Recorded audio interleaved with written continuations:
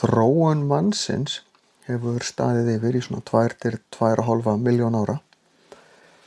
Á þeim tíma þegar maðurinn eða fyrstu mennirnir, getum við sagt, voru að koma fram, voru til mannapar sem eru líkar eða voru líkar okkur heldur en þeir mannapar sem eru til í dag. En það eru til 4 tegundir mannapa fyrir utan mannin.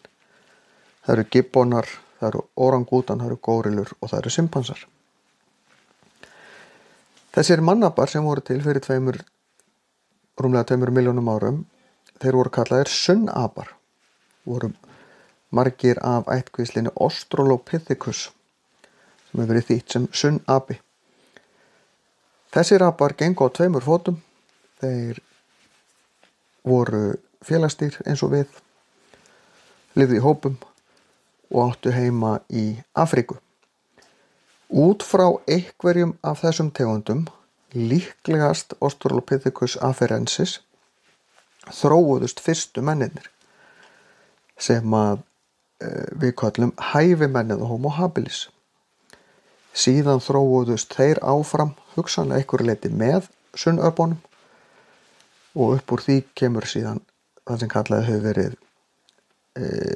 Homo erectus eða reismaður.